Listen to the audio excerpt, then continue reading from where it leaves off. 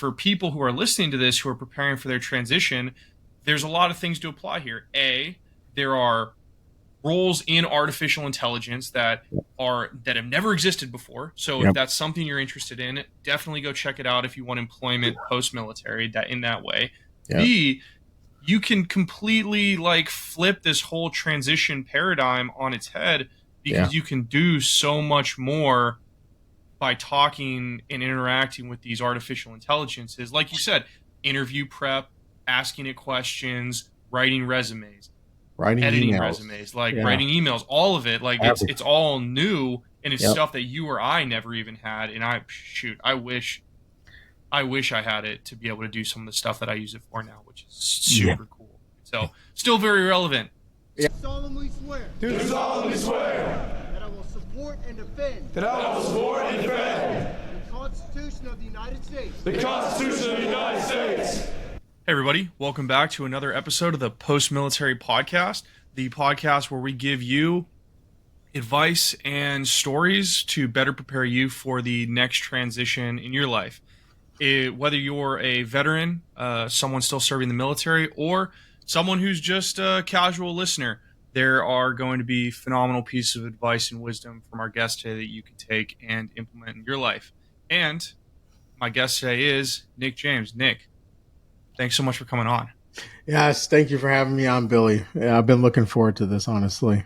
I'm really glad to finally get to have you on. For everybody who doesn't know, which no one knows, Nick was a mentor of mine who I met on Mediocrity, which is a phenomenal platform that if you're transitioning out of the military, you should definitely check out.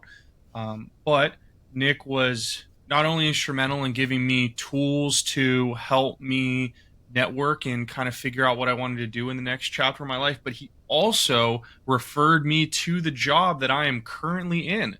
So I'm very grateful for everything that you've done for me up until this point, Nick, and I'm really grateful that you decided to come onto the podcast and give your thoughts and advice to everyone out there listening. So thank you so much for coming on. I'm glad you started a podcast, to be honest with you. Hey, this is highly valuable. I appreciate it, and I really like to hear myself talk. So I get to do it like for 2 hours every other day on the week. So it works out. It works out great. But awesome. It is good. So Nick, let's dive right into it. Tell everyone out there a little bit about your military service. Yeah, sure. Started off. It was 2005. My parents thought my life was going nowhere. So they took me to the Navy recruiter's office, and I guess my ego got the best of me, and I was like, "Well, that doesn't seem hard enough. What's the hardest thing here?"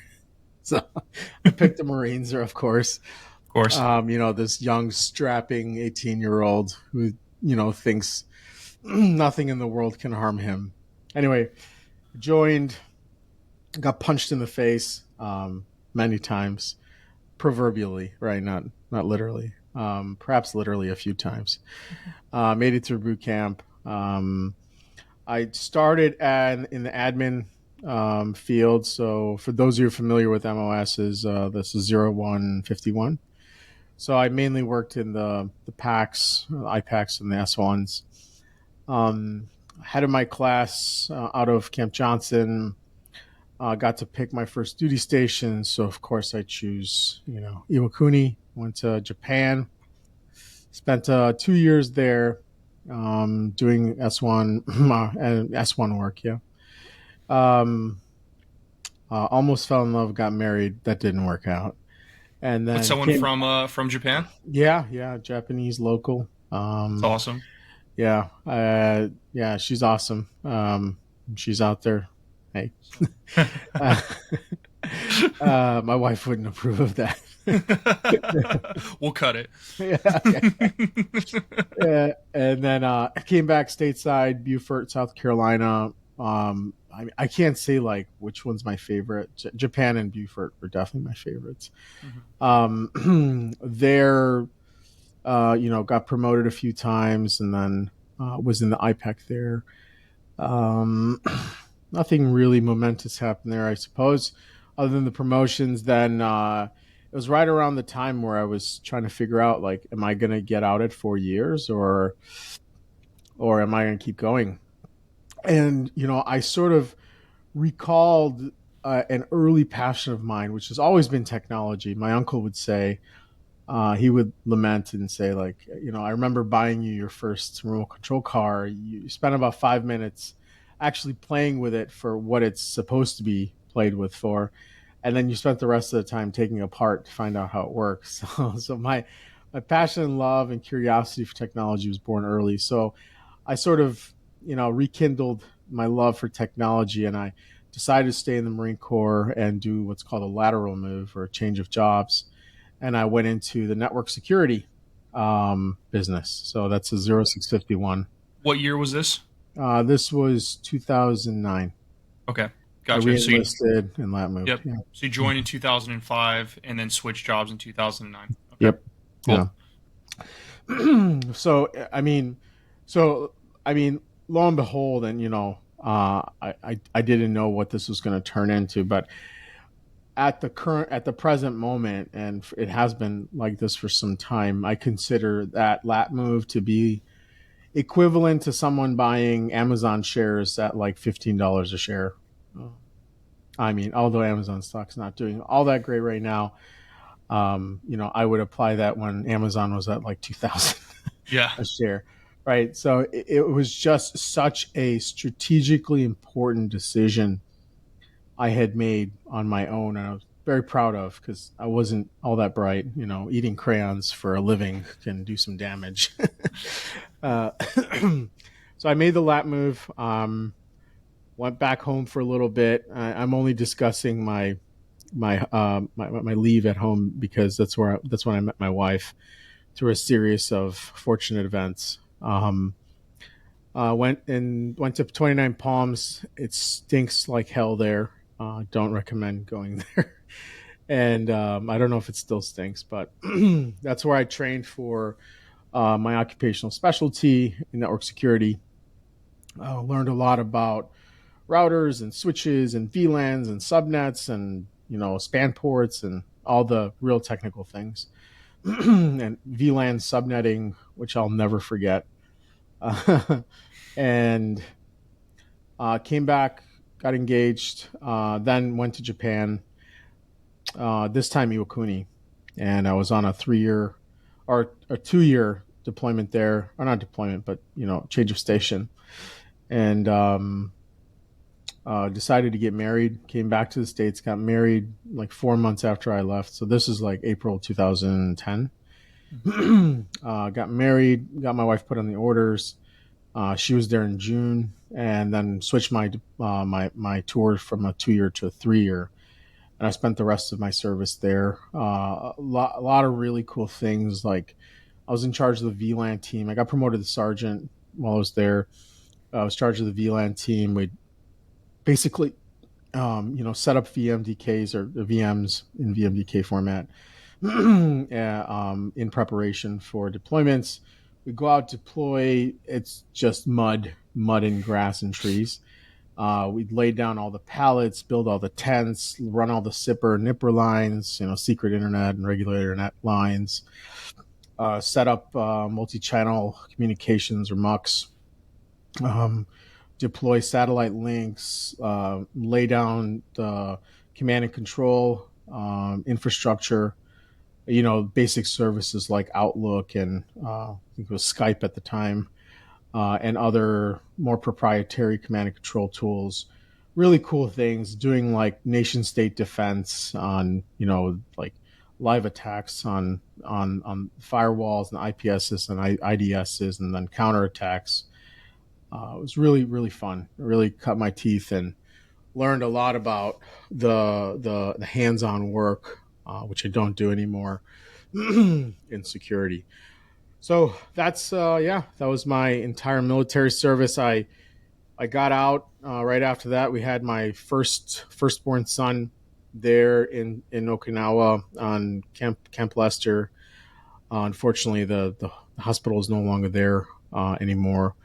But we had him there, and I said, enough of the fun and danger. So Yeah. I figured, I get out. So that's when my life changed. But back Yeah. to you. What yeah, back to you at the studio. Yeah. Um what so was your son was the catalyst for you deciding to get out? Okay. I Had think you there's a been number of things, but he yeah, was like a majority. Yeah. okay. What else do you think was kind of rolled into that decision of you wanting to get out? It might be controversial, but I'm all about transparency. I just there's certain things that our government was doing at the time and are still doing that it It's fair. doesn't personally jive with my Yeah. code of conduct and ethics internally. Okay. That makes sense. Yeah. Um okay, so those were the two primary factors. Yeah. Um when did you make that decision, and how much time did you take to actually prepare for your transition once that happened? Made the decision early 2012. And then I decided to go ahead and um, separate at the end of 2013. So it took like 4 months, 4 or 5 months for actually to be finalized, go through all the process, and then I knew I had a separation date, right, with all my leave and my EAS calculated into it. So I had a pathway. So this was 6 months out is really when I started doing the work. What really set in is that I was leaving a very comfortable, albeit the risks that are associated with being in the military. I think it really set in that I was leaving a lot of creature comfort that's provided, the insulation that's provided by the military, like knowing exactly where you got to go when you need medical care and not having to worry about copays or premiums or co-insurance or God, I didn't even know what any of that stuff meant at the time.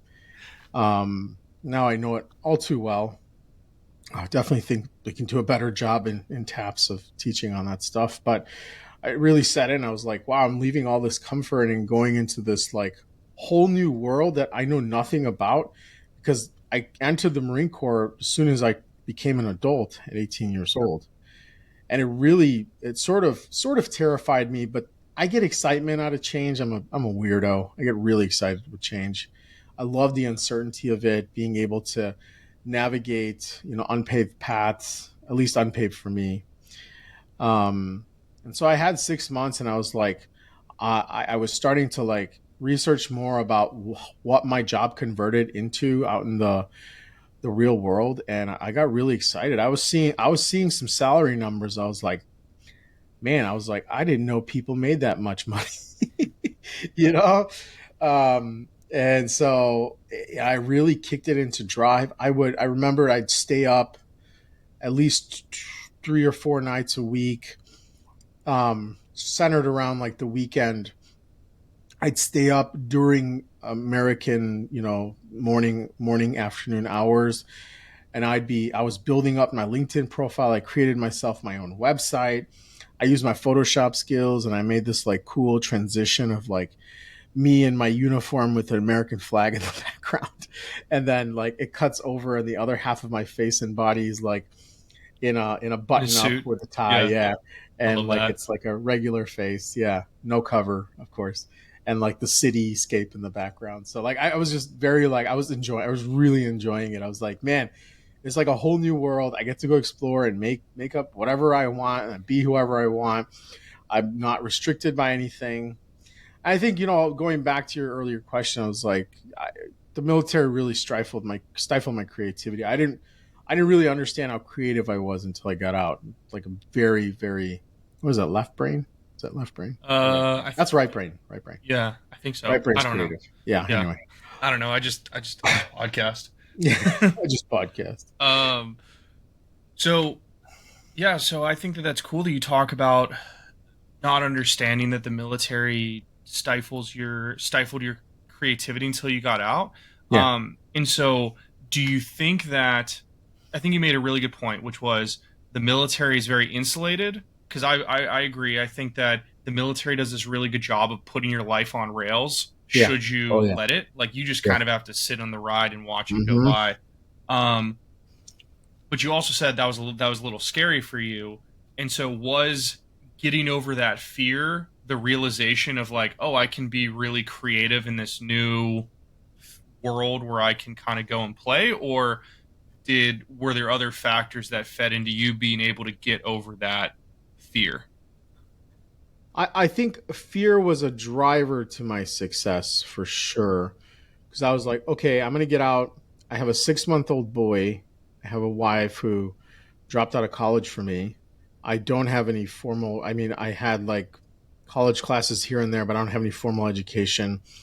I was forced to get 3 certifications because of some DoD mandate, which I was just starting to figure out how extremely valuable is. I was cursing my way through getting those certifications. It was like A plus, Net plus, Sec plus.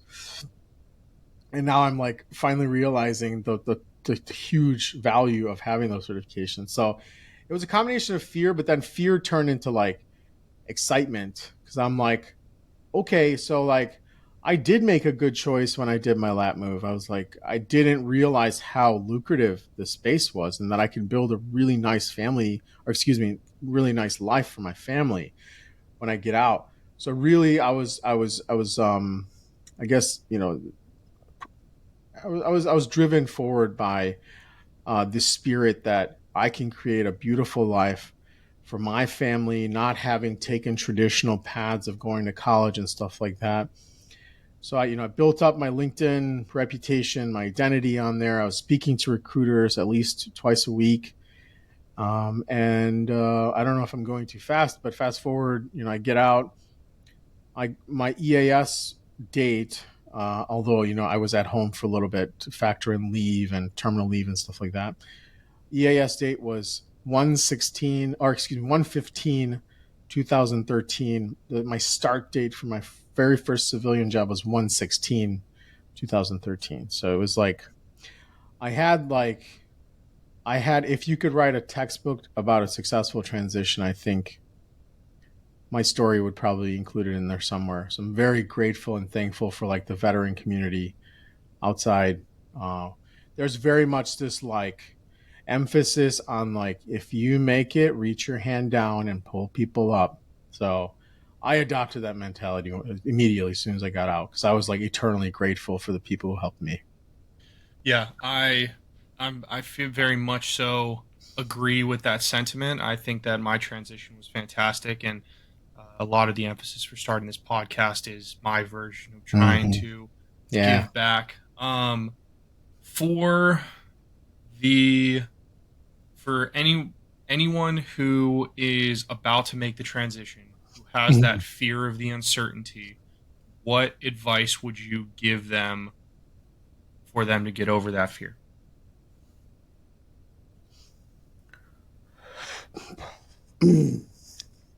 I think it's number one, it starts internally. So if you look at your transition almost like an onion, you got to start at the center.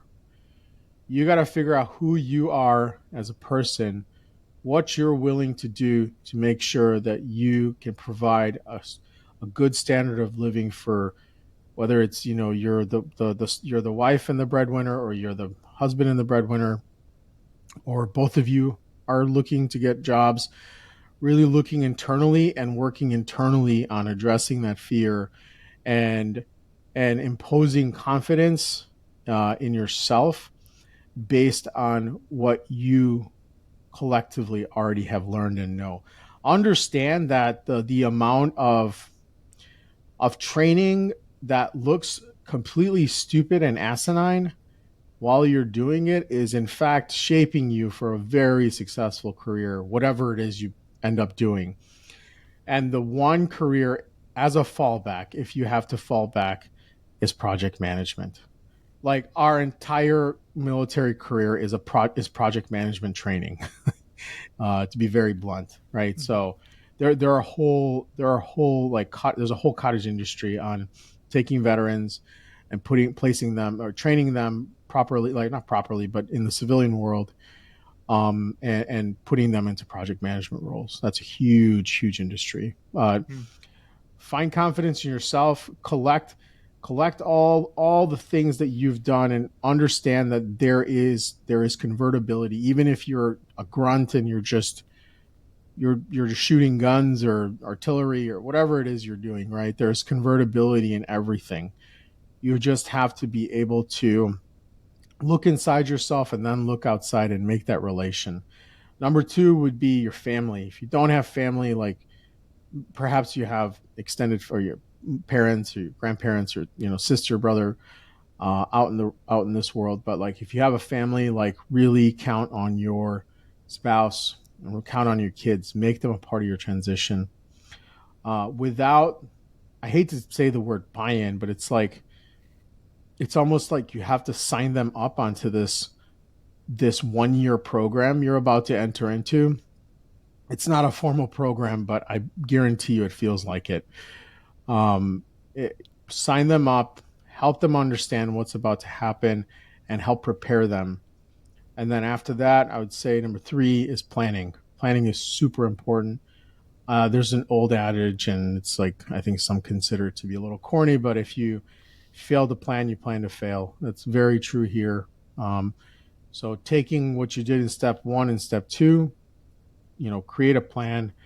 You don't have to be dogmatic about it. Like obviously leave room for flexibility, but it's really important to like take your plan and understand exactly how you're going to take the skills you've learned in the Marines and apply it for your future success in the civilian world.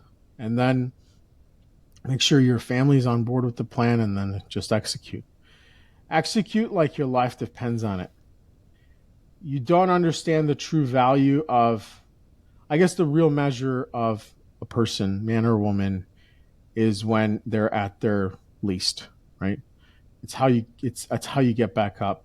And you only use that in the context of like when someone failed at something. And I don't want you to think that this is like a failure that you're getting out. It's definitely not. In fact, it's progress. But you almost have to use like a failure mentality to make sure you're successful and come out, in flying colors. I had a guest on that said, dive into your transition like it's your job.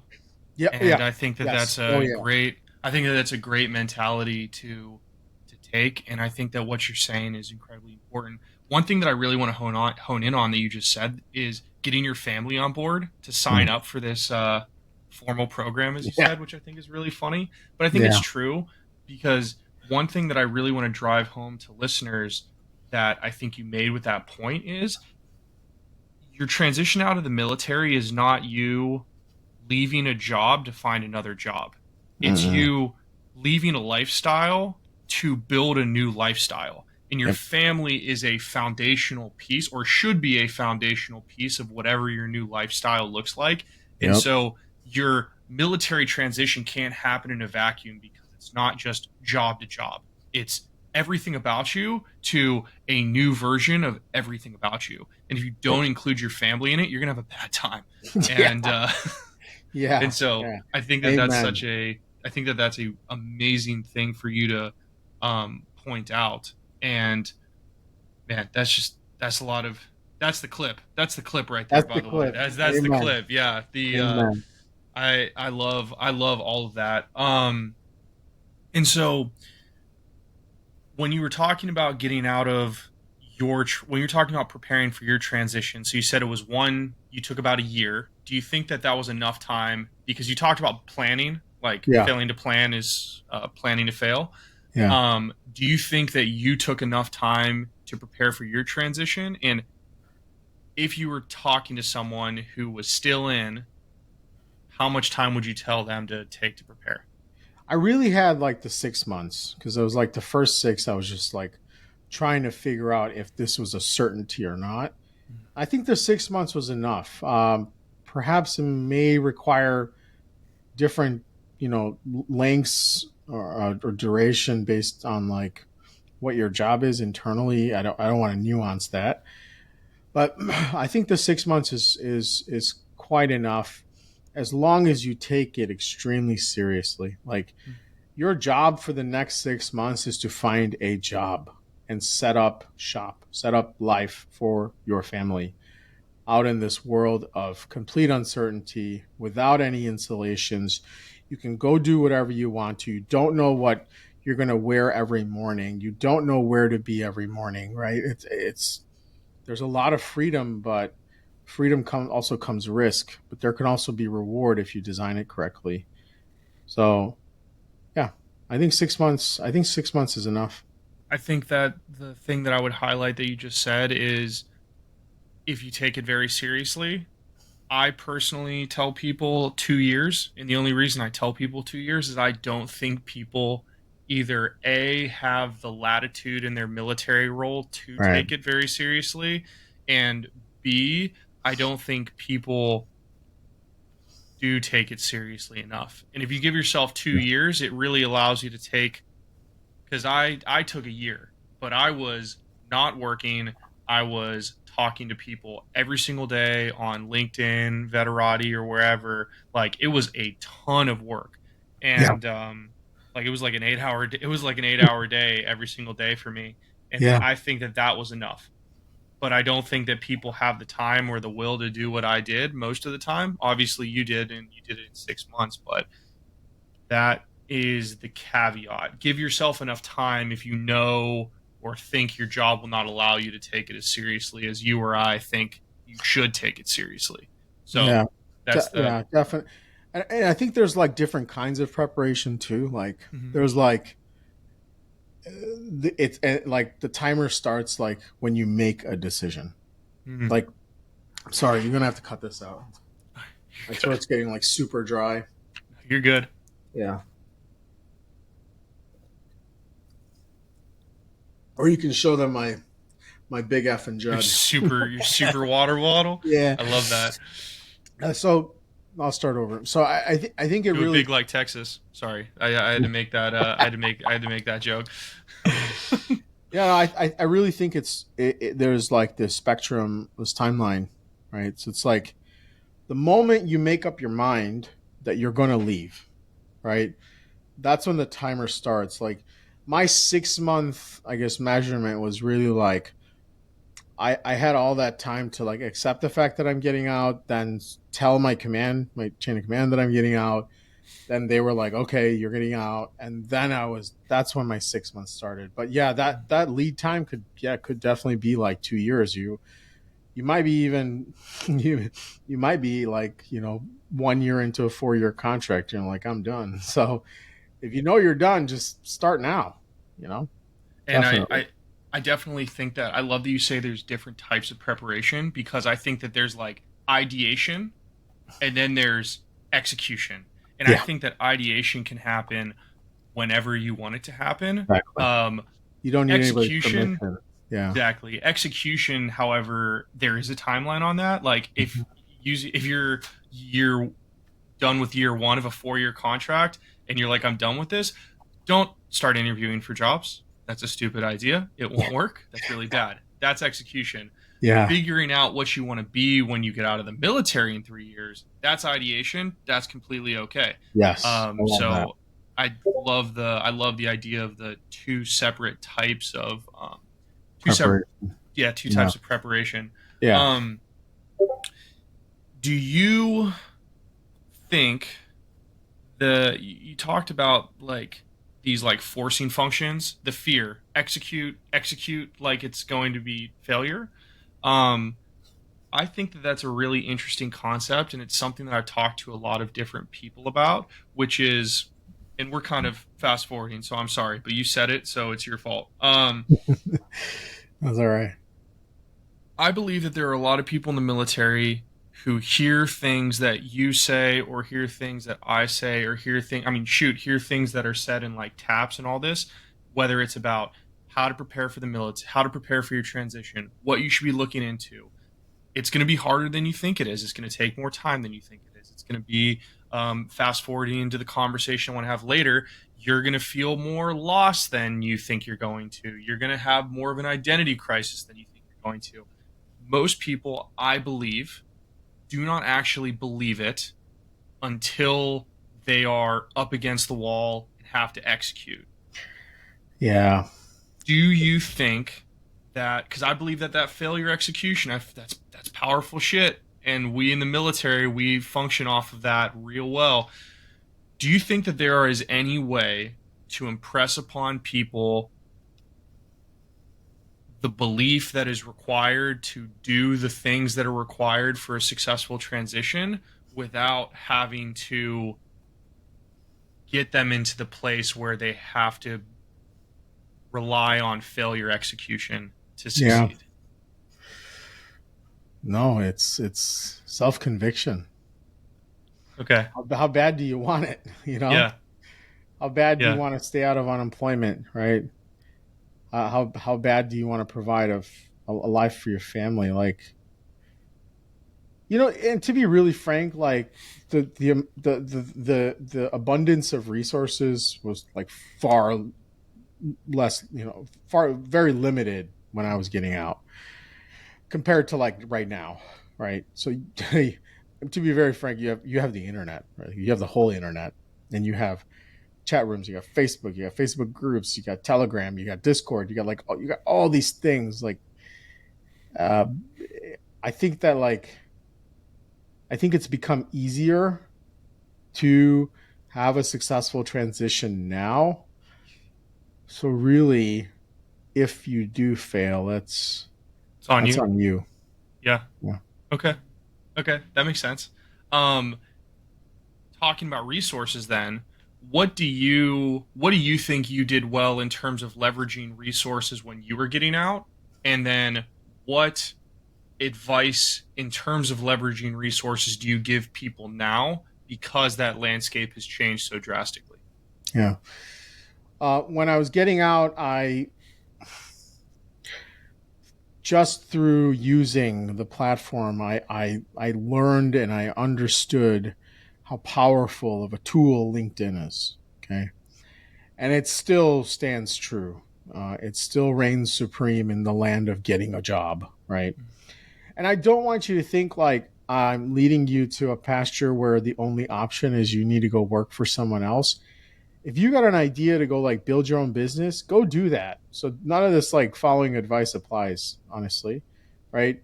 If the path is going to look very different from you if you want to get out and start your own thing, right? You're going to be tapping into different resources, which there are a ton of resources depending on the state that you're going back to. I know Texas is full of resources for veterans who want to transition into building their own business, small businesses, right? And there are a number of benefits through the Small Business Administration and things like that. So, understand that what I'm talking about here, the advice I'm providing is, unfortunately, it's like for a majority of people will go and work for someone else, which if you can avoid it, you should. Um, Well, to kind of not to push back, but some other really good opinions that I've got from a couple of other guests is it's really good when you leave the military to change things in degrees. Like, yeah, don't transition change everything at once, at once. and Yeah, because that's I did, and it really sucked. Like, honestly, the only thing that didn't change was I'm still a military spouse, so I could go on to base and like woosaw if I needed a yeah, second to like feel like I was normal again. And I worked in a very large organization, which was Amazon, and yeah. so I think that should veterans go out and start their own businesses? 100%. I think that vets are probably some of the best small business owners that are out I there. agree. Um, but caveat to that is understand that that'll be a radical shift in a major piece of your life, Yep. and understand what the mental and emotional costs are going to be there. Yeah, That's the only thing that I would say. totally agree. Yeah, Yeah. definitely agree. Like, in a perfect case, I would say, yeah, like go work for a big. It's kind of like getting off an addiction, right? Like you have to start small. Like you take this little thing away, and then then you take another thing away, and then you finally are like full fledged. You're like in your small business. But in a perfect world, yeah, I would agree. If you can do that, do that. But going back to the resources for finding jobs, I early on just realized how powerful of a tool LinkedIn is, but also more importantly, brand building. right?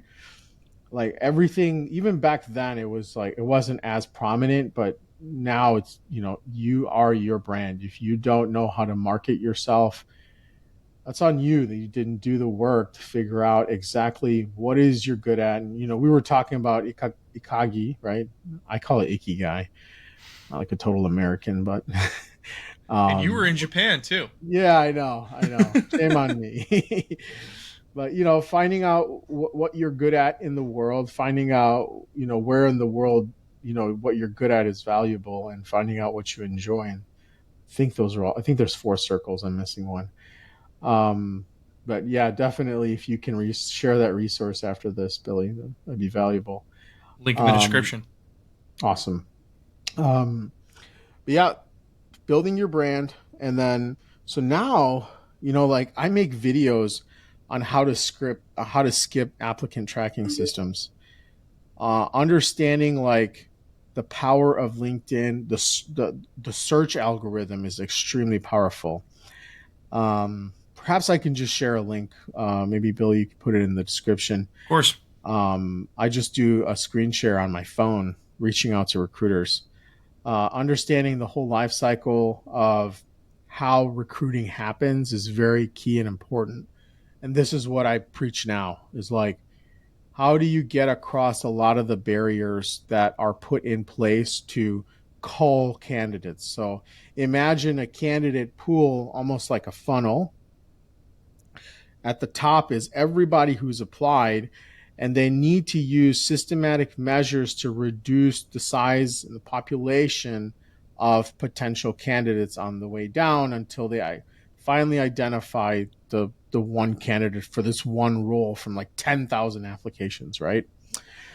So like learning how that system works and really being able to, for a lack of better terms, like game it, is going to be crucial to your job finding success. So, did I share that deck with you, Billy? I can't remember. Yeah, you Okay, did. cool. Yeah, feel free to share that out. It's Yeah. not proprietary or anything. Like, I want people to use that, but there's really great tactics and strategies on how to get past a lot of the barriers that exist in the employment or the recruiting process. Maybe we put it in a video series instead, Jane. Yeah, That'd yeah, be sure. cool. Yeah, that'd be I great. mean, yeah, yeah. Ideas. We're gonna Do have to it. cut Yeah. this now if this is gonna be a real thing. No one can know until we release it. Yeah. Um, so okay, I love that.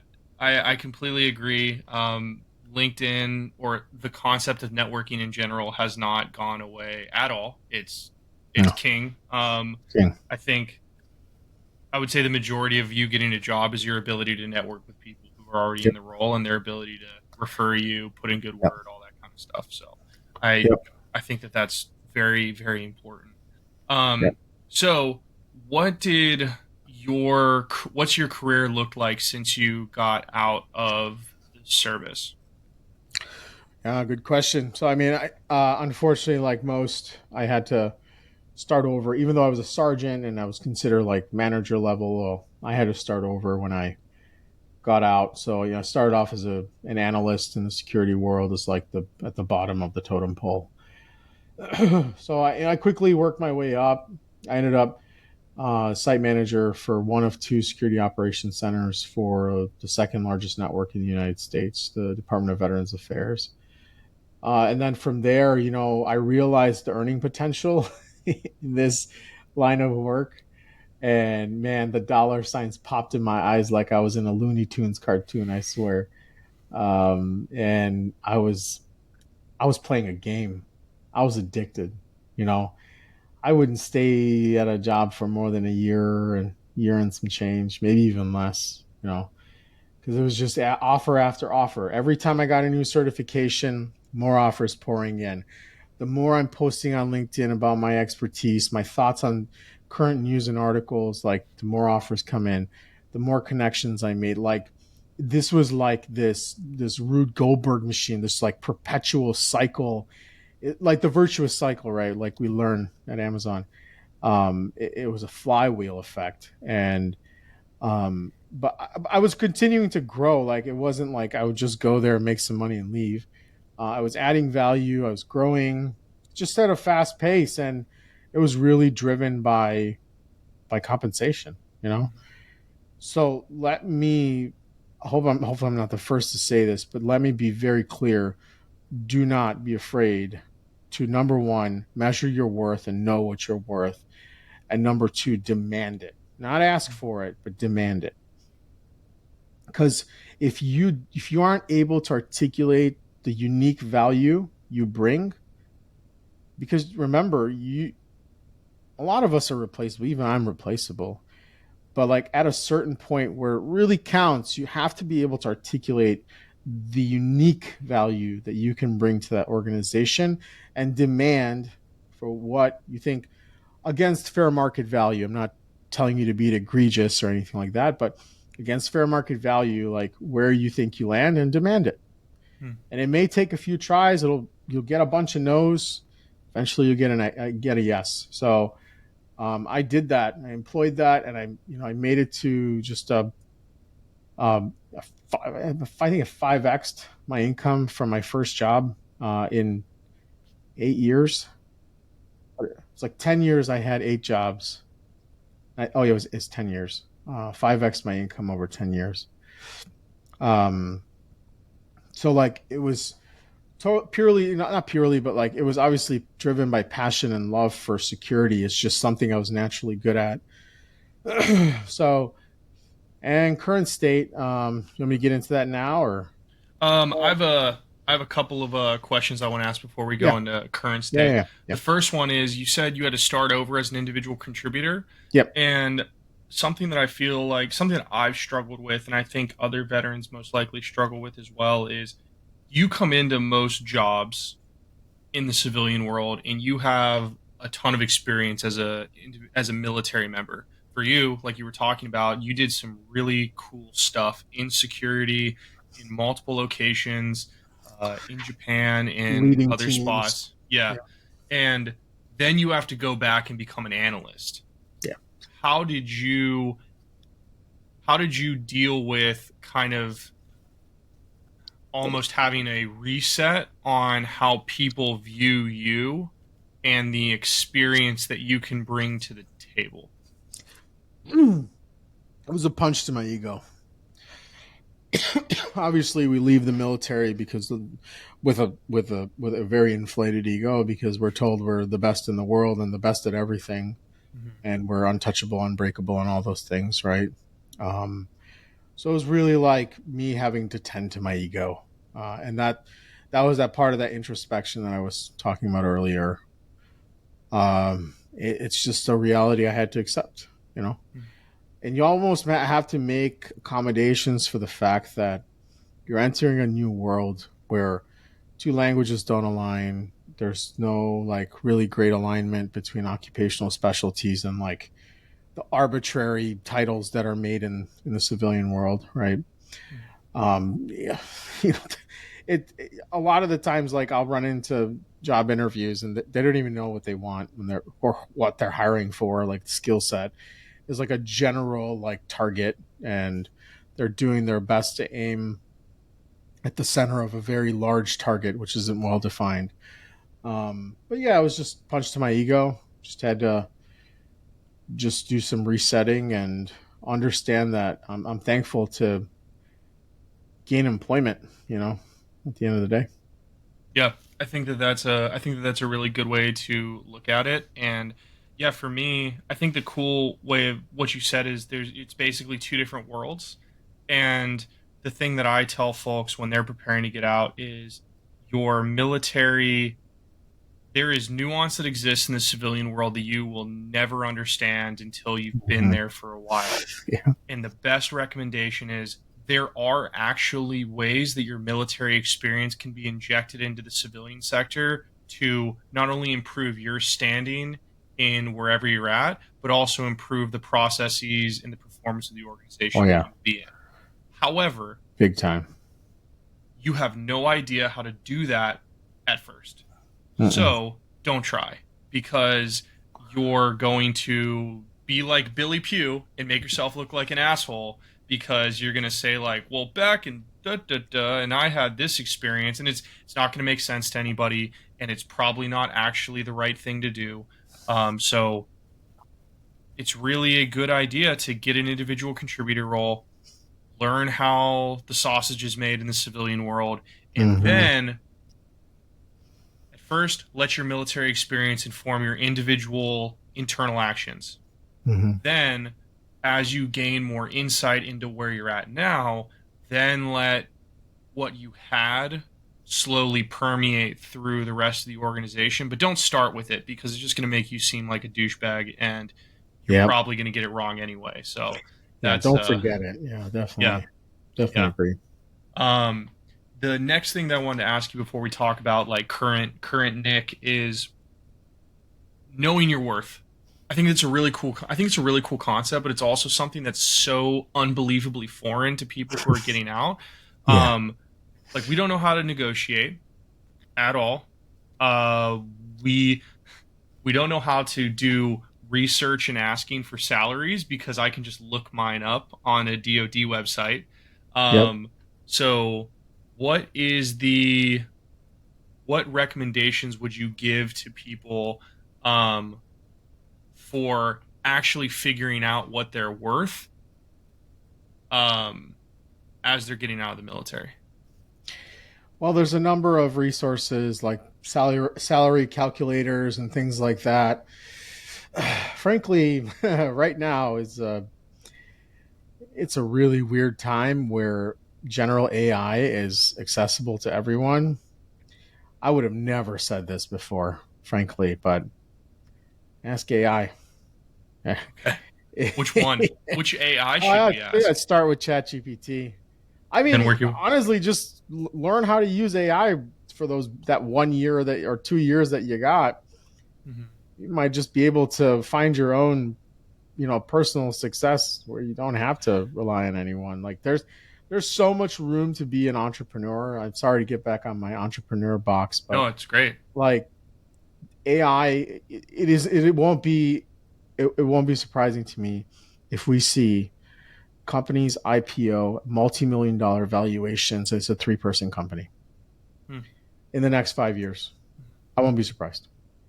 Yeah. What, in your particular opinion, if you had to rank the major AI platforms that are widely available to people, where are you Yeah, going? Where are yeah. you going for all of your stuff? General chat, uh, OpenAI.com's, and the product's called ChatGPT. It's very much like texting somebody, right? And you receive like very good answers. The one controversial thing is like it says it's not connected to the internet, but there have been multiple cases where I've asked it for like summarization of links and it somehow provides it to me. But supposedly it has been disconnected from the internet since 2021. So it may not be the most accurate information, but like if you're looking for like job search tips or you can even ask it to act. That's the beautiful part of ChatGPT is you can give it roles. So I can say, ChatGPT, please act like an interviewer who's interviewing for a cybersecurity analyst role. Some more specifics. More specific, the better. And please start asking me a series of questions and start grading me on how I'm answering you as an interviewee, right? And it'll coach you. Yeah, it's it's insane. So ChatGPT is at the top. Something called AutoGPT has been the recent cat's pajamas. I use something called Agent GPT. That's a variation of AutoGPT. Then there's like task based. Um, uh, um, there's task based AI. So there's like the earliest form is probably Grammarly. It's like the earliest adopter of AI from a writing standpoint. But there's like Writer.ai. There's for writing and helping you with writing and composing, articulating. There's Kyber. Kyber is called it's text to video, which is insane. Then there's Gamma.app is it can take a description and create an entire pitch deck in under 2 minutes. 11 Labs is awesome. 11 Labs is uh, text to voice, but it's contextual voice, which is insane. It sounds like a real human that understands context and adds, uh, vocal intonation and volume and things like that.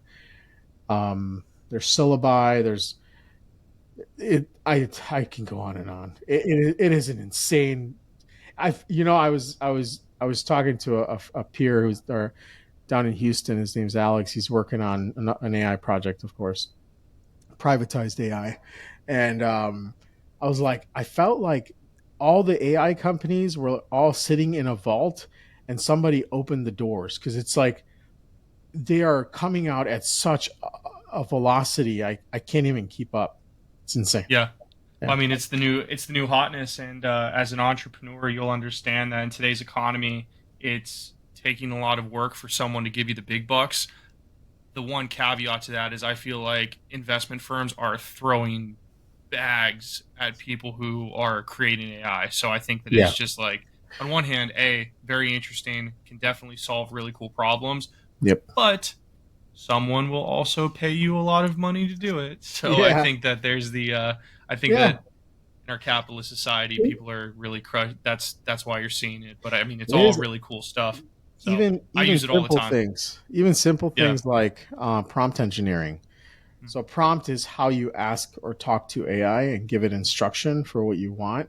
Getting good at that is an art form and also a highly paid skill in and of itself. Like writing words in the right way to speak correctly to AI for the most optimized and desired output is also a job.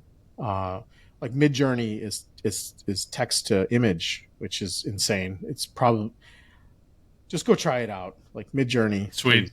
Yeah, Yeah. please. And you go explore, and perhaps like you can apply your military skills in that way, and you can, like I said, make your own living just doing that. It's really Very cool. possible. And I mean, shoot, I downloaded Bing just so that I could. It got Microsoft Edge is on my Being came computer back. only Yeah, because Bing AI is a thing, and I really yeah, I really like Bing AI. It writes yeah. real good stuff. So Even Google's I'm Bard.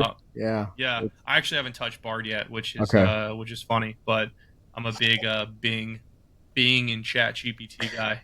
Sorry, So I didn't mean for this podcast to turn into oh like an no, AI I love it. podcast. Hey, listen, I'm just so like listen. thrilled. Like the I mean, resources that transitioning military veterans I have know, but right now. that's the point. Like we Yeah, are yeah, yeah, that's yeah, yeah. literally what we're I get talking it. about, and Yeah, like yeah, that's cool stuff, and it's yeah, it's literally you were talking about three-person companies getting multi-million dollar evaluations, and it's because people can exponentially increase their workflow capacity. yep, And for people who are listening to this who are preparing for their transition, there's a lot of things to apply here. There are roles in artificial intelligence that have never existed before. So if yep, that's something you're interested in, definitely go check it out if you want employment post military that in that way.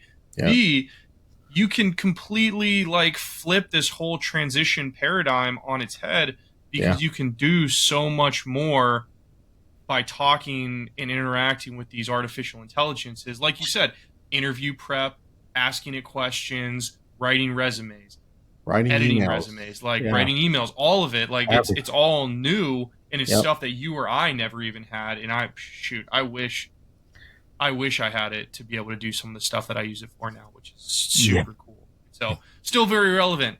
Still Yes. very relevant to the I topic. agree. I And agree. I agree. yeah.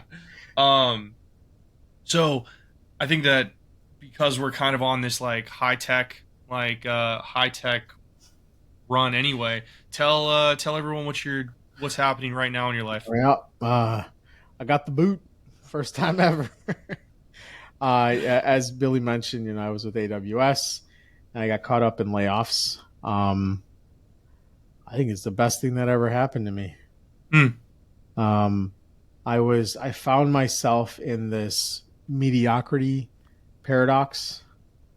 Is where, I saw you write about that on LinkedIn. yeah, yeah, Yeah. And I was like, yeah, ooh, I feel yeah. that. But like, until someone articulates it, because I heard it somewhere else, right? I'm just regurgitating.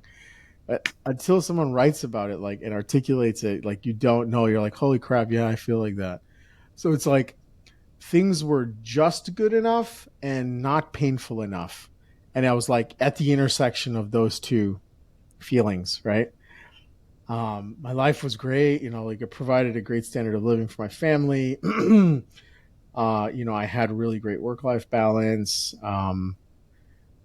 But having got out and not got out, like I said, talking about it like I left the military, having been laid off has been given me the opportunity to use time to explore my full potential. This goes back to that same feeling I had when I left the military, when I was The like, oh forcing function. man, yeah, the stifling of creativity, right? Yeah. So Okay. yeah, I'm here And now. I'm exploring. Yeah. yeah, which I think is awesome. And I think that the the mediocrity, or yeah, Paradox. mediocrity paradox, Paradox. yeah, Yeah. the that I think is really interesting, that I think that a lot of veterans fall into. Hmm. And I want to take what I'm going to say will pivot nicely into what I want to ask you about next, which Yeah. is our job. Like I said earlier, we view the military as a job when it's a lifestyle. And so then we're trying, when we get out, we think our job needs to fill us with as much purpose and passion as the military did, which Yeah. is wrong, It's because wrong. it's impossible. Yep. You cannot, a lifestyle's worth of purpose cannot be jammed most of the time into a job, just a job. The Hmm. caveat to that is if you start your own business, because then your business is a life. If you're the owner of a business, it's a lifestyle. It's not a job. Like, I Yeah. think Easy. zero founders will tell me that, like, oh yeah, my startup is just my job. Like, Nine to that's five. it's Yeah. it's everything that you do. Yeah. And Yeah. so um I think that the mediocrity paradox that people fall into in the military is, you're looking for that passion in just your job, and you're probably not going to find it. No. And so you need to go outside of your job to find it. But if you are just looking for a job that pays really well and you get it, then you're almost not incentivized to leave from a monetary perspective, but then you're dying on the inside because you have no way Yeah. of exercising your creativity or the things that made you you Yeah. while you were in the military. And I agree. so I think that it's something that people need to think about. It's like a holistic shift that needs to happen. It's not just a job to job. It's like lifestyle to lifestyle, which I think is really, really important. And so for you, you have your own business, Yep. and tell everyone a little bit about that. Yeah. I got a few of them, but the one most prominent, and it's something. Let me go on record and say, like, Amazon is a freaking awesome company. Not so like this nonprofit I'm running now called Web3 Earth. It says Texas, but this is the Texas chapter T-shirt. But um, they, I went through their outside business activities approvals, and they were cool with me being the chairman and CEO of a nonprofit. So I did that, and then they paid me for 3 months after a layoff, and I've only been there for a year and 9 months. So I'm there's a lot of positives here. Like, people can really take this negatively, but like, I was granted 3 months of pay, like kind of like PTO, to figure out what I'm going to do next, and not have to tap into my savings.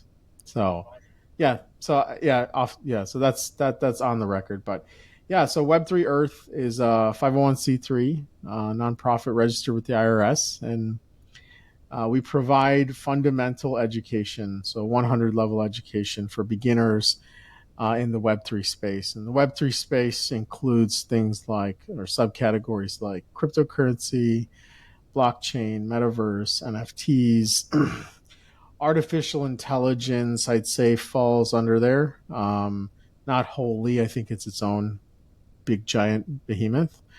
And DAOs, and there's just a whole litany of emerging technologies and ways of working and ways of earning, ways of interacting, socializing.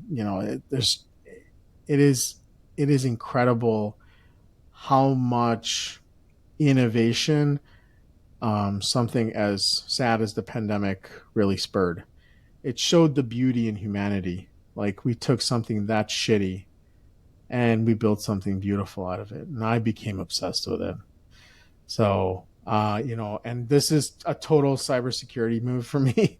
I always tell people in our last transition between Web 1 and Web 2, if we truly understood the risks that we were about to face as a global economy, right, or society, that my belief is that someone like me would have stood up a public service to give people basic education on things like what is a password, how do you make a strong one, where do you store it, what is a phishing email, what is phishing, how do you spot a phishing email, the prince of Nigeria doesn't want to be your best friend, don't send him money, right? Like just like basic things like that. If we had taught that in the late 90s, right, before we were given the power to go put our personal information, our healthcare information, our financial information online, corporations were doing the same, without permission.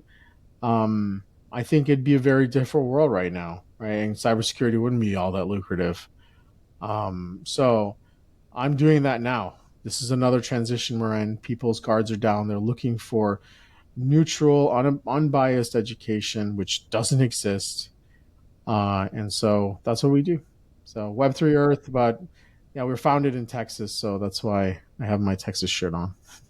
I love it. It's everything. Do it big in Texas. Yeah, do it big in Texas. When I was teaching people like introduction to cybersecurity in the Air Force, the thing that I told all of my students who were coming in was back 600 years ago, the thing that separated the thing that separated people who were really successful and could move through the world really well and the people who couldn't was literacy. Could you read or not? Yep. Because most of the world at that time was illiterate. Yep. And if you could read, you had a significant advantage over, you had access to books.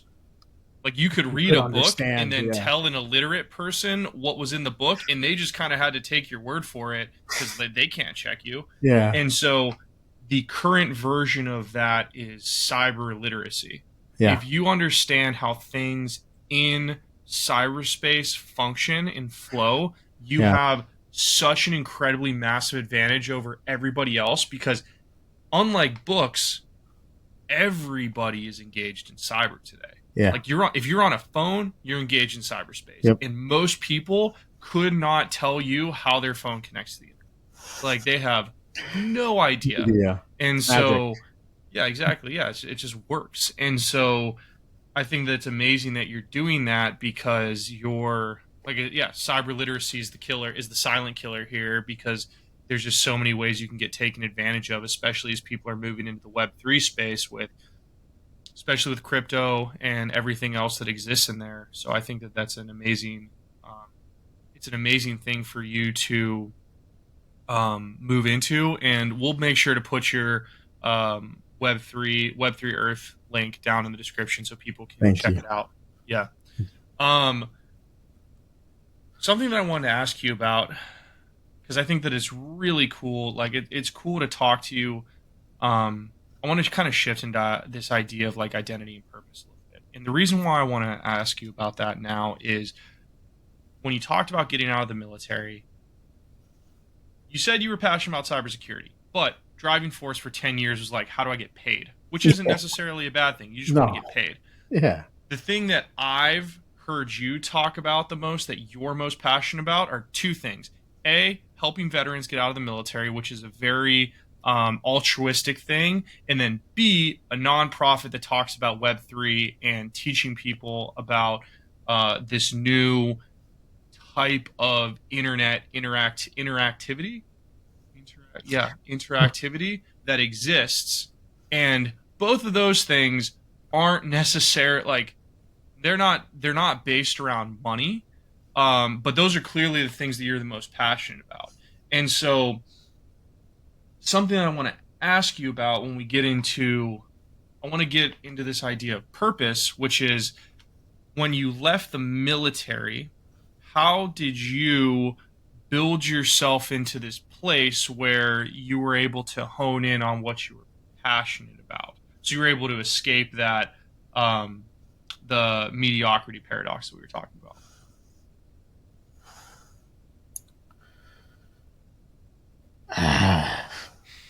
I don't know. It drives me. It's it's almost like a second personality. Okay. I don't want to sound like schizophrenic or anything like that. No offense to those If who it makes are. you feel any better, we're now in the part of the conversation that gets really, really, really, really deep. So if Okay. you don't have answers, that's okay because most people don't. No, it's a great question, and sometimes I ponder. I have this like alternate identity inside of me that drives me and pushes me, and it's in persistent search or just this pursuit of satisfying my purpose.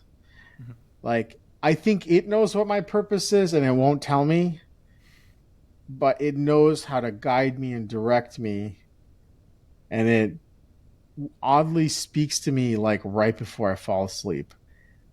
And I can't fall asleep because it's just spitting ideas out at me, and I have to write it down, otherwise I'm gonna lose it because I'm about to go to sleep.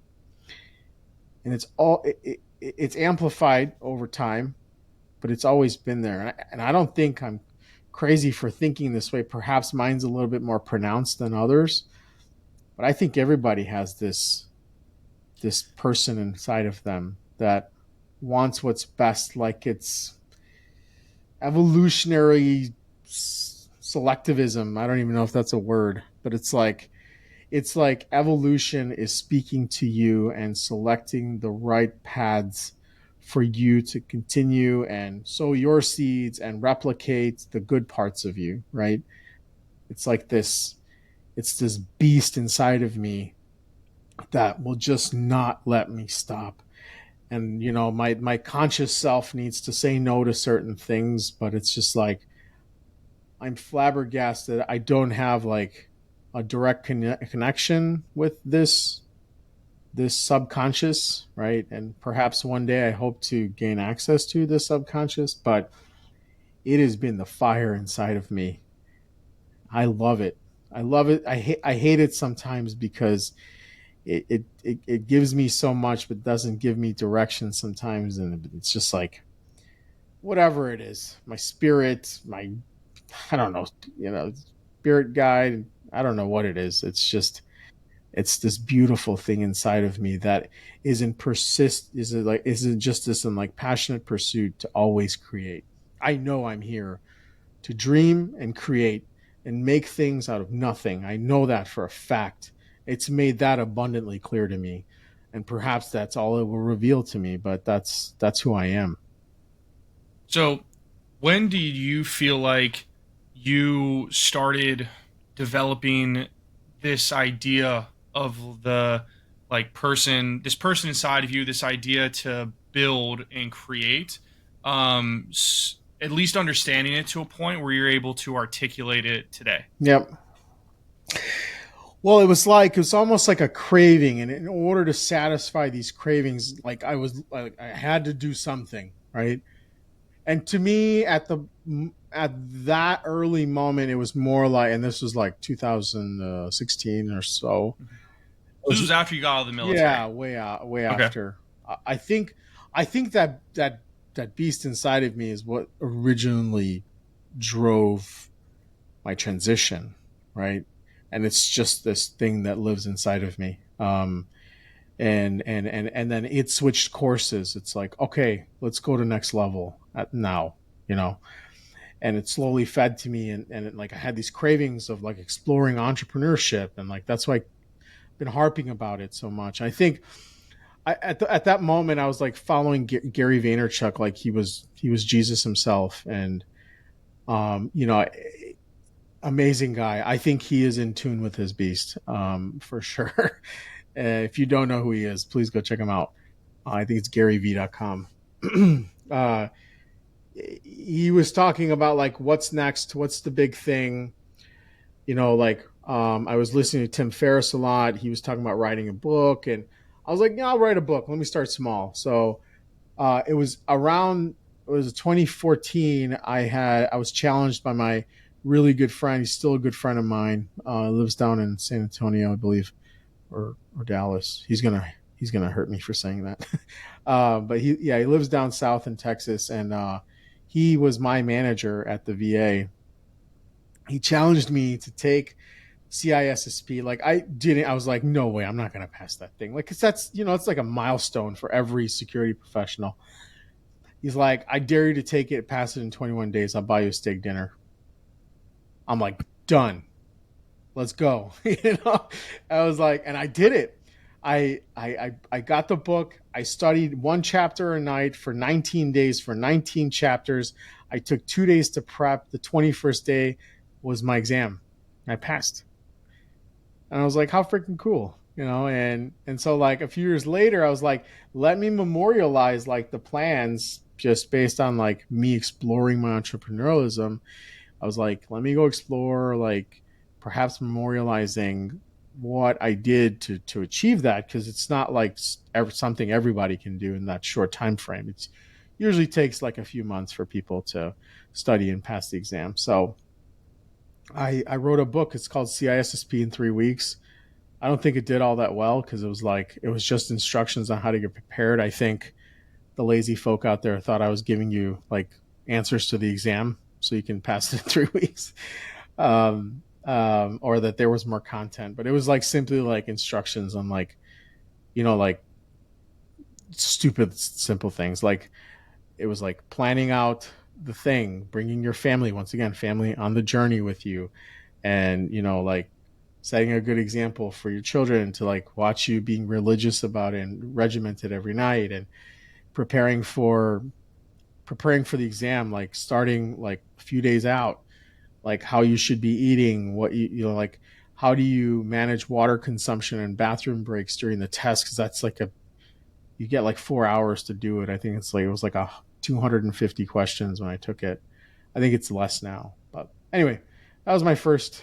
And it's sort of like, it was like pew, it was like, I got it on Amazon, I self-published it, and that was my first step in. And then next it was like I joined Y Combinator, and went through their program, and Gary Vee was all talking about voice assistants, and I was like, yeah, voice assistants. And I was like, wait, cybersecurity, voice assistants, bad. And so I invented this little thing where you can slip. Back then, it was just Alexa hockey pucks.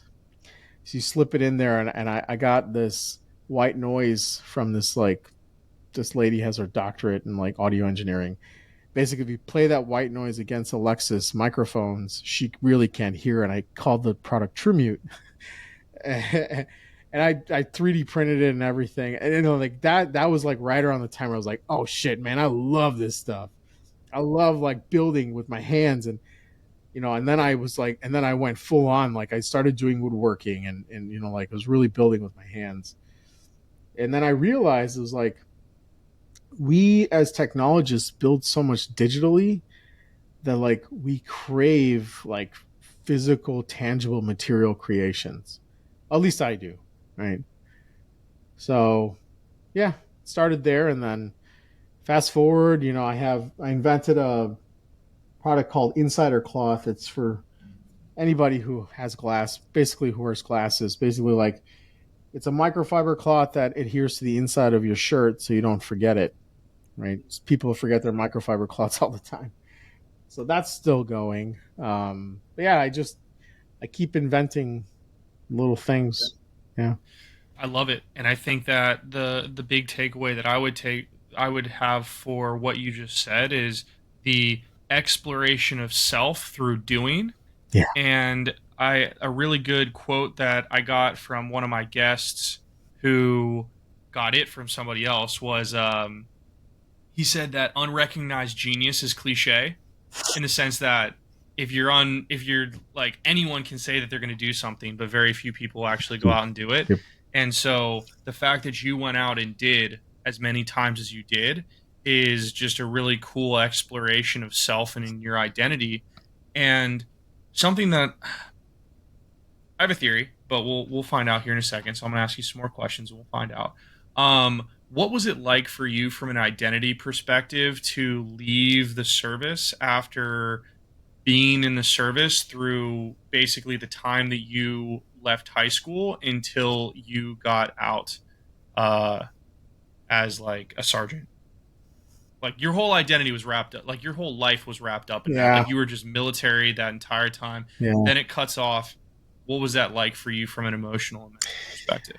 I'll have to say, like, I wasn't the like the Star Marine. Like I got in trouble a few times. I guess I didn't. I never felt like I fit in. Like I made it through and stuff. I did my work.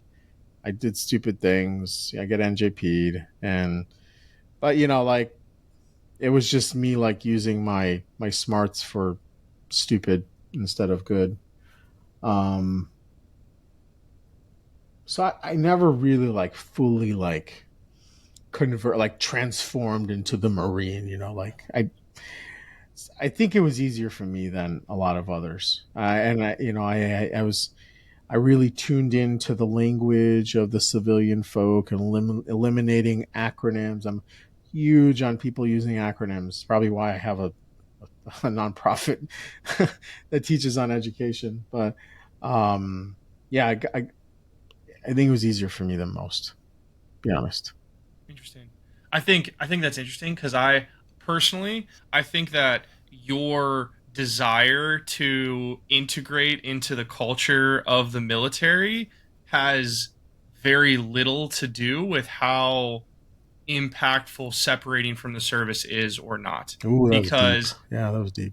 I think that I know plenty of people who I've had people on this podcast who were like, I was a bad, and then fill in the blank every MOS, every service, and then they leave the military, and like whether you felt that you were super into the Marine Corps or not, you were still serving the country Yeah. and you were still given stuff to go build and do with, which was satisfying, I believe, and you can tell me if I'm wrong.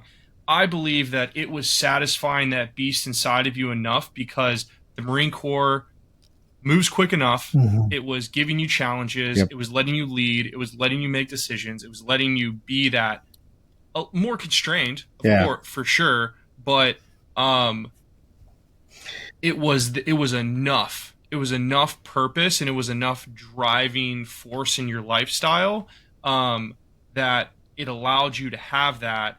Then you get kicked up into another gear when it's time to get out because Yeah. then you like get to be free, fully flex all of that Mm-hmm. stuff that the Marine Corps had given you. Then you get out and that basically goes off of a cliff because you don't have any, like you're just a dude trying to get the bag, which is fine, but then that's where you start exploring all this other stuff that isn't your job to really reignite that passion of whatever the Marine Corps had for you. Yeah. You're like, okay, that's gone now. And then it got ramped up at the end, and now it's complete, like there's nothing, and so now I have to go find it again. Yeah. That's just kind of my sense of what happened in your life, but I could be completely wrong. It's a good it's a good observation. Frankly, like when things aren't challenging for me, I become like an unsupervised child. A bit of self-defamation, but I apply.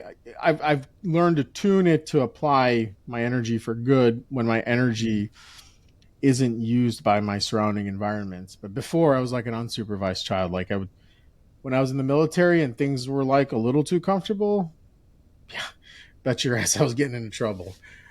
Just doing stupid things because I knew I could get away with it, and the thrill was in getting away with it, right? Like manufacturing this whatever I was doing to be like it was almost like a game to me. Like I was using my smarts to figure out how I can circumvent, rules or regulations or whatever, get away with it for as long as I can until I get in trouble. It just sounds like to me you've always been a builder. You've always been wanting to be an independent creator, Yeah. and you've just gone on this really cool journey of like the first time you got that real taste was when you were getting out and you got to do your photoshopping, make your website, Yep. promote your Yeah. like you were the Yeah. product the Yeah. first time, Yeah. which is sick. Yeah. And then that falls off a cliff when you get your first job as an analyst at the VA, which nothing wrong with that, but it's like you're just a cybersecurity Back analyst. to Like that's it. comfort. Yep. Exactly. Yeah. And so you now have honed in on like I'm Nick and my purpose is to build shit. I like that, Yeah. and that gives me a lot of drive. Yep. And I think that that's really cool that you've done that now because it's wholly separate from your job, Mhm. which I think is something that people, not just at getting on the military, they really struggle with because this is going to tie into an observation that I had. You told me that getting laid off from Amazon was one of the best things that's ever happened to you, which I think Easy. if your identity was not grounded in these values that you found, Yeah. which is I like to build and do my own thing, Yeah. there were a lot of people on LinkedIn who, and maybe I'm callous because I was in the military, but I'm like, why are we acting like Jeff Bezos shot 20,000 people in the head? Like we're not Yeah. like we're acting like these aren't like people making over $100,000 in like the cushiest lives of all time, Yeah. and like they're all gonna get jobs, Yeah. they're all gonna get hired again, They like it's all fine. are. Yeah. And but people are like this tragedy, and I was like, 9/11 was a tragedy. Yeah. like This is not. like this is not a tragedy. It And employs over 1 million workers, and when they cut like 30,000, yes, act like the world is ending. I totally agree with you. yes. And so, but I think that those people really view their job as their identity. Yeah. And so the buoy goes up and down with the peaks and the valleys of the company. Yeah. For you, your through line is this thing. And so then when Amazon lays you off, you go, oh, well, now I just have more time to do this thing. Yeah. Funny enough, Like you that's say tight. that. You're a very observant person. Yeah, my son said this, so I battled with telling my kids or not. I mean, I've told the world. I mean, I want it to be very public. I want people to know that like there's definitely life after this if it happens to you. So I'm very public with a lot of my Yeah, things. I liked your post about that a lot. I thought it was very that was very good. Thank you. So funny enough, when I actually like gathered the courage and made the decision to tell my kids, because how my successes, my failures, my mistakes, the things I do right, all those things contribute, I would say, like arbitrarily picking a number to like 40% of who they're going to become. This applies to both myself and my wife, right? I think it's the whole like nature versus nurture debate. So I made the decision. I said, well, I want them to see me recover from this, whatever recovery means. Funny enough, I tell my son, he's like, well, that's okay. You have Web3 Texas, right? He's like, you just go do that. I'm like, isn't this beautiful that like the kids' minds, for as much as they haven't matured, they also haven't been tainted, right? It was such a simple reaction he had, and that like changed my life. Like I was like, I was like, what did you just say? Like him not understanding the complexities of fundraising for a nonprofit and like salaries and bills and all the things, right? Like he was just like, that's okay, just go do the other thing. I was like, man, I needed to hear that, you know? Yeah, and I think that there's a lot of people in the world who need to hear Nick's son Yeah, advice too, which is go like do that. yeah, Hey, but and I think you were working towards something really beautiful. I just want to pull on the thread. I'm gonna switch roles real of quick. course, Like, I think the way I would articulate, not saying you articulated it the wrong way, but I would say like instead of you trying to fit into the world, you have to learn how to make the world fit around you, hmm, right? And that is truly where you find your purpose, your identity, and what follows through is community, right? So anyway, back to you. yeah, no, I think that I think that that's a great way to say it, and I think that there's a thing that I say a lot that I'm going to keep saying because I think it's a core. I have a couple of core ideas that I'm still kicking around for what I think my mission statement is for this podcast. And one of them is your identity you do not need to derive purpose from your job. They could and most likely should be wholly separate from Yep. each other. And it's what I'm doing right now. I like my job at Amazon. It's great. I'm very, very blessed to have it. I was way more stoked about this conversation all day than I was about writing Python code for AWS. I can tell you that much for sure. And I think that for a lot of people, purpose in the military was wrapped up in your job because it's all one big monolithic thing. Mm-hmm. But out here, post military, your life is made up of many pieces. Mm-hmm. And how you decide to fit those pieces together into whatever the mosaic of your life looks like, that's I up love to you. that. Yeah, I love And that. it doesn't, Mosaic. clip it. Yeah, So, that, man.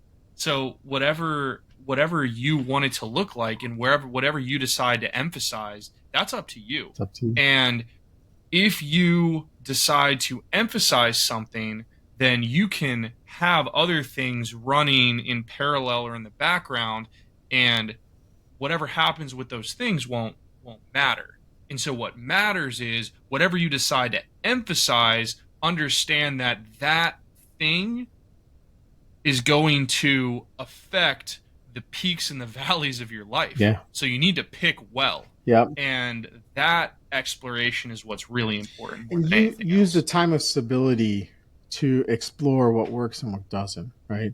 Mm-hmm. It's not like you got one shot. You got it's a lifelong process that shifts as things go. Yeah. I don't have it figured out. And just going to keep exploring. I mean, like your life is a great example. Like your priorities were, you were down with the military, then you had a kid, and then you were like time to prioritize something else. Like, I want a better life for my family. Mm-hmm. And so then a lot of your things were prioritized based off of you said it yourself. I was shocked by how much money I could make, because that could mean that I could make a wonderful life for my family. Yep. After a non-traditional life path. Yeah. Like, that was a big deal for you, enough for you to bring it up in a podcast. Yeah. So that was the large emphasis item. Yeah. And that's why I don't think that you trying to go get the bag at every successive job is a bad thing, because it was like, how can I create a better life for my family? Yeah. I can get more money. That's how I'm going to be a good father. That's how I'm going to be a good husband. This is how I'm going to. At the end of the day, I remember, shit, I cannot believe I forgot his name. Lieutenant Cameron Marshall. He said, Sergeant James, he said, at the end of the day, I know what's preached to us is, God, basically it's like God, core, and like the rest of everything else comes after, right? God, country, core. Sorry, there we go. That was a saying, right? It was always preached to us. God, country, core. God, country, core. So God above all else, then your country, and then the core. And then, like, forget the rest of it. Like, figure it out. Prioritize on your own, right? He's like, I don't believe in that. And it was like, I was just sitting in his office. I think I got in trouble again. But sitting in his office, he's like, just remember who is going to be by your deathbed, right? If you believe in God, perhaps he will be there. Just remember, your country and your core are not going to be by your bedside. Okay. It's going to be your wife. It's going to be your children. If you die young enough, or you're in a hospital bed young enough, it's your parents, right? It's the people around you. That just totally shifted it for me. Yeah. First, shocking that lieutenants are out there spitting actual, like, useful knowledge. It was deep. As someone who was one of them at one point, like, I didn't say a single smart thing for like 4 years. No, it matters a lot, because, again, it goes back to what are you emphasizing in that mosaic of your life, which is, if you're emphasizing a company and that could be the military, that can be Amazon, that can be whoever. At some point, you're like, you not even at some point, you are literally replaceable. Yeah. Like that's the military's designed for you to get killed in combat. So like we literally exist to be replaceable. Yep. And then for companies, the second you don't fit into their earnings well, they let you go.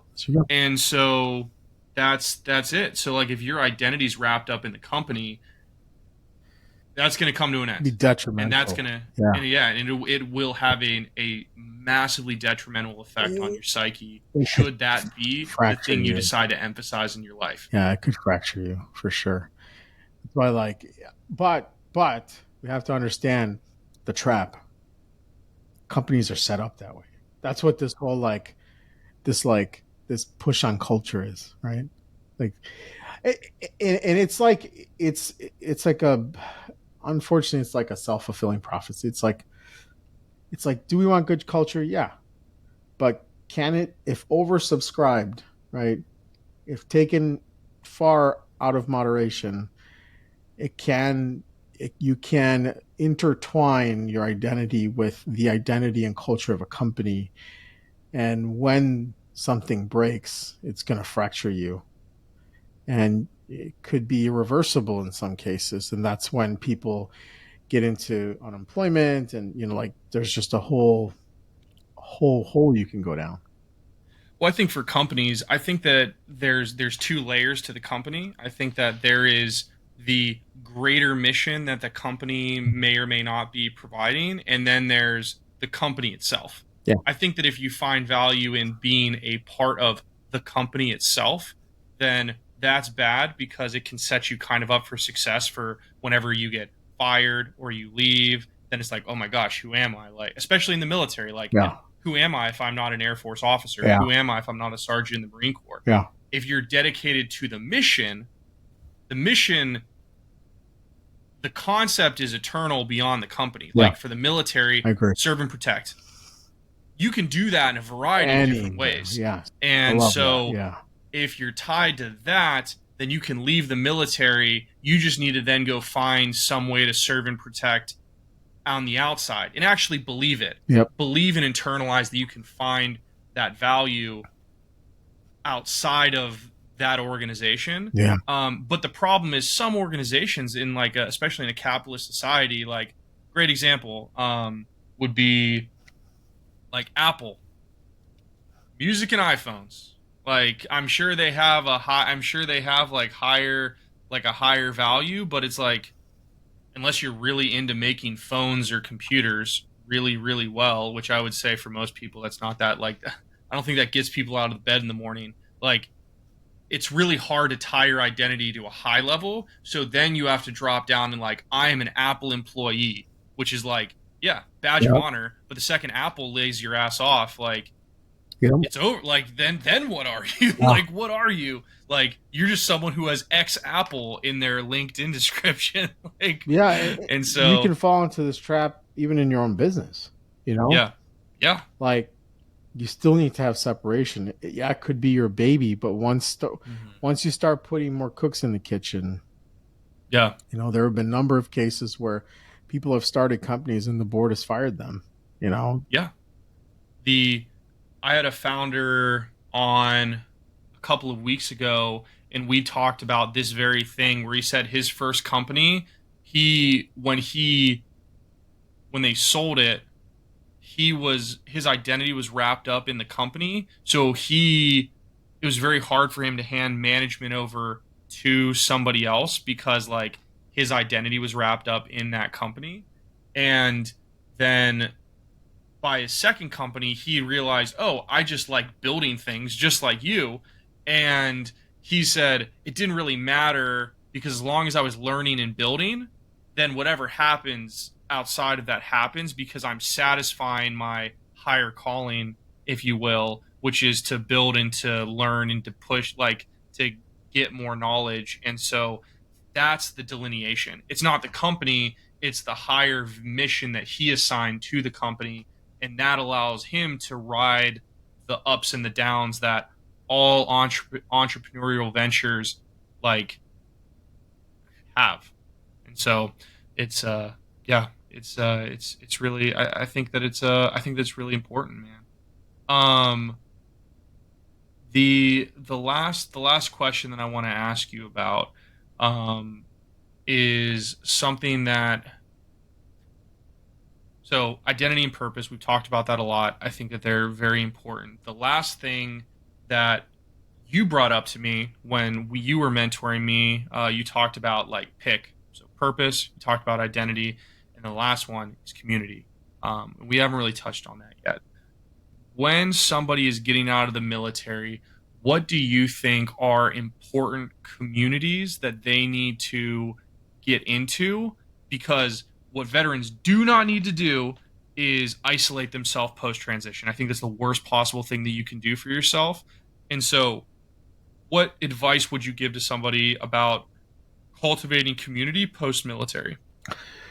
So there's different communities that fulfill different needs, right? So there's your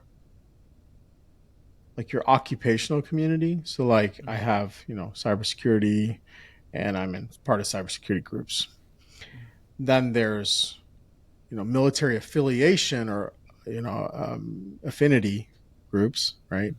Like where it's just like, yeah, I was in the Marine Corps, rah, rah, rah, right?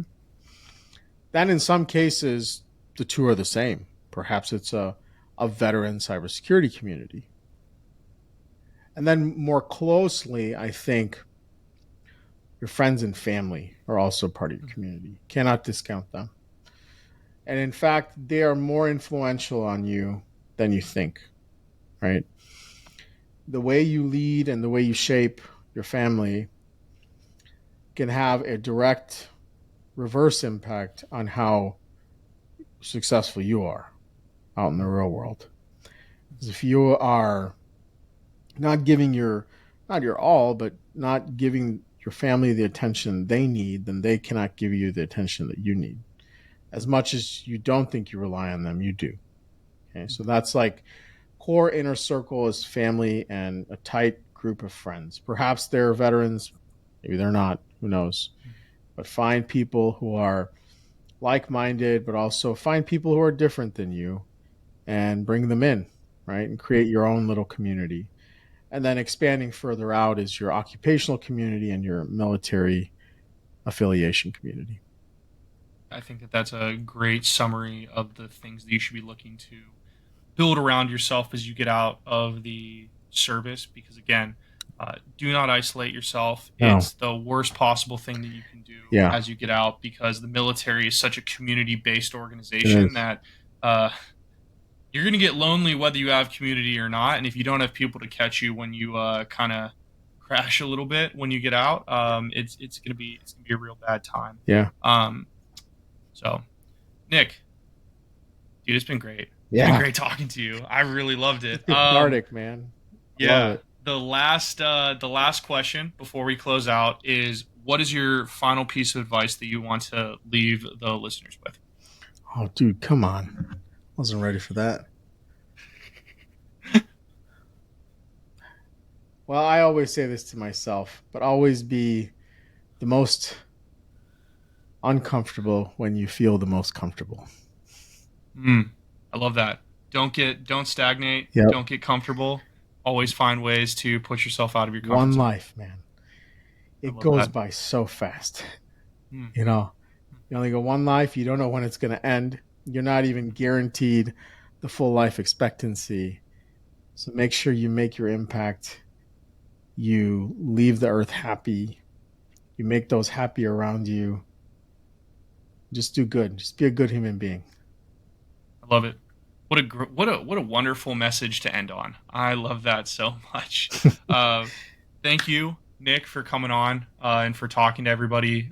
Really appreciate you being able to tell your story and give so much awesome advice and insight to everyone out there. My pleasure. And to everyone out there, thank you so much for taking the time to listen. If you like the content, please share with veterans and military members who need to hear this message.